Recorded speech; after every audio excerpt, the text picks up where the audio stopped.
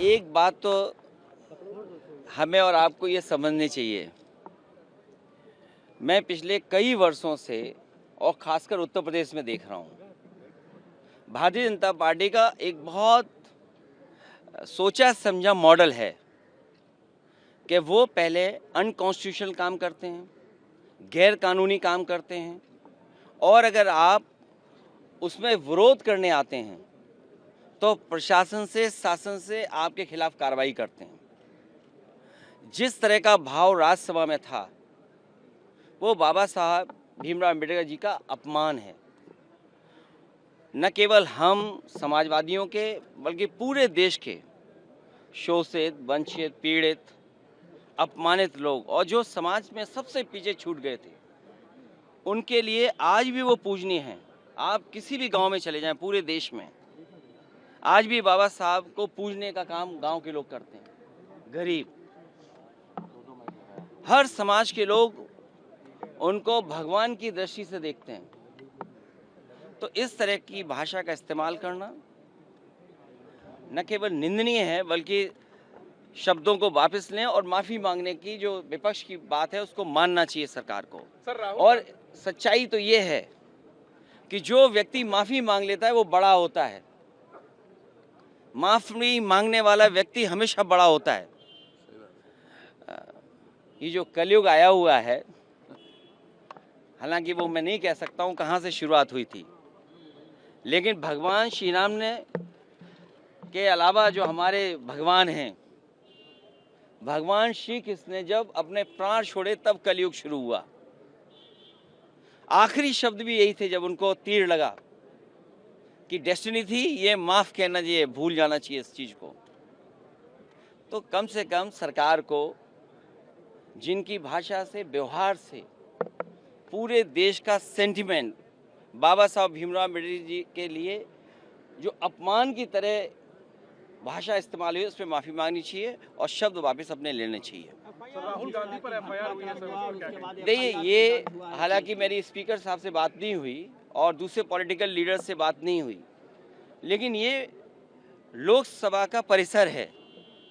इसमें सबसे ज़्यादा सुप्रीम अगर कोई है तो स्पीकर साहब हैं।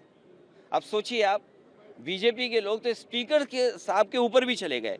हालांकि मेरी किसी पॉलिटिकल पार्टी से बात नहीं हुई, लेकिन ये जो परिसर है वो लोकसभा का है, तो स्पीकर साहब के पास हम बैठ करके बहुत सारी चीज़ों को सुलझा सकते थे। लेकिन मैंने जो बात शुरू में कही, भारतीय जनता पार्टी के पास तरीके हैं, उनके पास मॉडल हैं, अंडरग्राउंड पॉलिटिकल उनके पास राय मशवरा आता है। वो कब ध्यान हटा दें, और पहले तो खुद अनकॉन्स्टिट्यूशनल काम करते हैं, पहले खुद गैरकानूनी काम करते हैं, और फिर शासन प्रशासन से ऐसा कुछ करते हैं जिससे कि दूसरे पर आरोप लग जाएं। और मैं तो फरक्काबाद के सांसद जी को देख रहा था, वो सर्टिफिकेट वाले सांसद हैं। अगर उनको इलाज, दवाई की ज़रूरत हो तो उनके लिए सलाह यही है कि हम फरक्काबाद से डॉक्टर बुला करके फ्री इलाज करा सकते हैं उनका। सर, बर्ग साहब पे एक और एफआईआर हो गई है, बिजली चोरी का एफआईआर। फिर मैं बोल रहा हूँ आपसे, ये बीजेपी का मॉडल है। किसी के घर में छापा मार करके इस तरह का काम करते हैं। पूरे उत्तर प्रदेश में सबसे ज़्यादा बिजली को लेकर के गरीबों को परेशान किया जा रहा है। बिजली को लेकर के एफआईआर दर्ज हैं। आज ऑन रिकॉर्ड मैं कह रहा हूँ ये बात, आप निकलवाइए रिकॉर्ड। सबसे ज़्यादा बीजेपी के लोगों ने मुकदमे दर्ज कराए हैं किसानों पे, गरीबों पर, और जानबूझ करके। आपकी कोई सुनवाई नहीं है, अधिकारी उनके हैं, अधिकारी खुद हाथ खड़े कर देते हैं, कहते हैं हम पे ऊपर से दबाव है। ऊपर से किसका दबाव है? मुख्यमंत्री जी का खुद दबाव है। और आज आपने अखबार में पढ़ा कि जब 5 लोग मर गए, न जाने कितनों पे झूठे मुकदमे लग गए, न जाने कितनों को अपमानित होना पड़ा है, घरों में पुलिस गई है, महिलाओं के साथ अपमान का व्यवहार हुआ, तब कह रहे हैं कि हर मंदिर को नहीं खोदना चाहिए। तो अगर किसी व्यक्ति ने, इतने महत्वपूर्ण व्यक्ति ने अगर ये स्टेटमेंट दिया है, तो उनकी जिम्मेदारी बनती है उनके दल के लोगों की कि सभी संभल वाले उत्तर प्रदेश के लोगों पर जिन पे झूठे मुकदमे लगे हैं, उनके मुकदमे वापस हों। हालांकि जान वापस नहीं कर सकते, कोई धरती पर ऐसा नहीं जो जान वापस कर दे, लेकिन कम से कम उन परिवारों की सरकारी मदद करे जिस तरीके से मुआवजा वो और दूसरे लोगों को देते हैं। सर आरएसएस चीफ ने जो कहा है कि सद्भाव से रहना चाहिए और उन्होंने कह दिया, इसी में कह दिया। सर कल जो कुछ हुआ संसद भवन परिसर में, तो इस तरह की घटना ना हो। अब मैं तो चाहूँगा ऐसी घटना ना हो। हम एक दूसरे से, हमारा हमेशा व्यवहार अच्छा रहता है, लेकिन बीजेपी वालों को कौन समझाए? बीजेपी वालों को कौन समझाए? सरकार उनके पास है, प्रशासन उनके पास है, पुलिस उनके पास है। अगर ये लोकसभा परिसर में हुआ है तो चाहे कांग्रेस चाहे बीजेपी को सबसे पहले स्पीकर साहब के पास जाना चाहिए था। बीजेपी को स्पीकर साहब से शिकायत करनी चाहिए थी। और अक्सर हम और आप तो देखते हैं, जब आपको बाहर किया जाता है तो स्पीकर साहब आपको बाहर करते हैं, पुलिस बाहर नहीं करती है आपको। तो ये शिकायत अगर बीजेपी के लोगों को करना था तो स्पीकर साहब से शिकायत करते, स्पीकर साहब सभी लीडर्स को बुला लेते, हम लोग बात कर लेते। अखिलेश जी, कल जो धक्का मुक्की वाला प्रकरण जब आपकी जानकारी में आया, उसके बाद फर्रुखाबाद वाला तो नकली सर्टिफिकेट से जीत करके आए हैं, केवल सर्टिफिकेट से जीते हैं वो। और मैं तो कहूँगा उनके इलाज के लिए हम लोग मदद करना चाहते हैं।